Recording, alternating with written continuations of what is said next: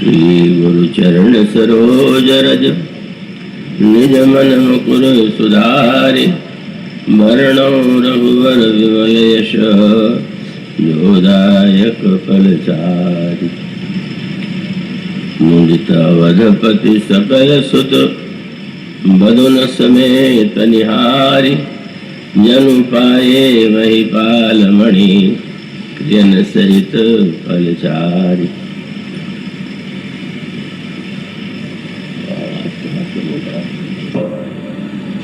भक्तिमती देवियों, मिथिला की दिव्य नगरी में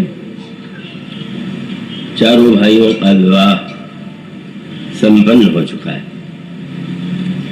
और स्वाभाविक है कि देखने वाले अपनी दृष्टि से देखते हैं और उन देखने वालों में भी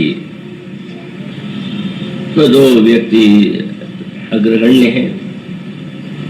एक तो है मिथिला के महानतम ज्ञानी कर्मयोगी जनक और दूसरी ओर महाराज श्री दशरथ। तो आपके सामने जो दोहा प्रारंभ किया गया वह महाराज श्री दशरथ की दृष्टि है।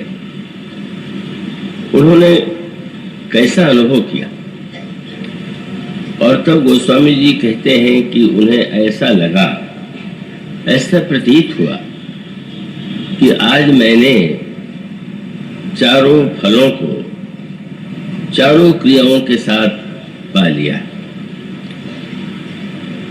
उसका मूल सूत्र वही है जिसकी चर्चा कल की गई थी। जो लोग पहले दिन से नहीं आ पाए हैं उन्हें थोड़ी असुविधा होगी, पर सूत्र इतना ही है कि एकांगी जीवन अनेक लोगों का दिखाई देता है,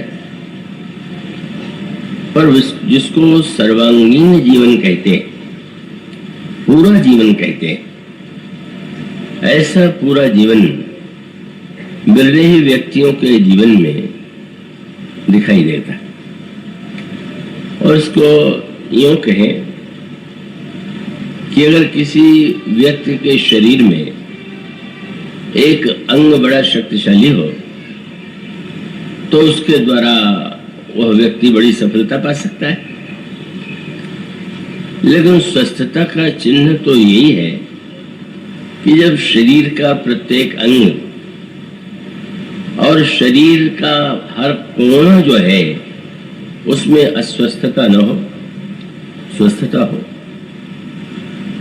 उसका अभिप्राय है कि एक दिशा में कोई महान कार्य कर देना वह भी एक उपलब्धि है, लेकिन वो तो समग्र जीवन नहीं है।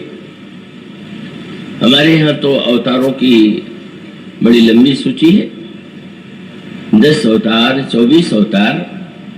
पर इसके साथ साथ यह भी कह दिया गया कि अवतारा है संख्या, अवतारों की संख्या गिनी नहीं जा सकती। पर उन समस्त अवतारों में जिन 2 अवतारों के प्रति भारतीय जीवन में समग्र आस्था है, श्रद्धा है, वह है श्री राम और श्री कृष्ण। तो इन दोनों अवतारों की विलक्षणता यह है कि उनके चरित्र में जीवन की समग्रता है। अन्य अवतारों में जीवन के किसी एक पक्ष को तो आलोक और प्रकाश मिलता है, पर जीवन के समस्त पक्षों को प्रकाशित करने वाले अन्य अवतार नहीं।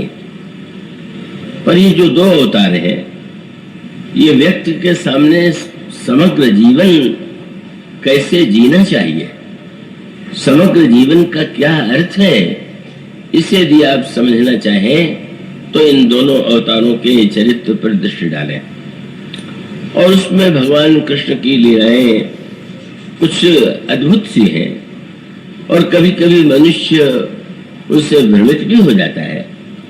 किंतु जहाँ तक भगवान श्री राम के चरित्र की बात है, वो तो आप यूं ही अनुभव करेंगे कि जीवन का कोई ऐसा पक्ष नहीं है कि जिसको प्रभु श्री राम ने आलोकित नहीं किया, प्रकाशित नहीं किया।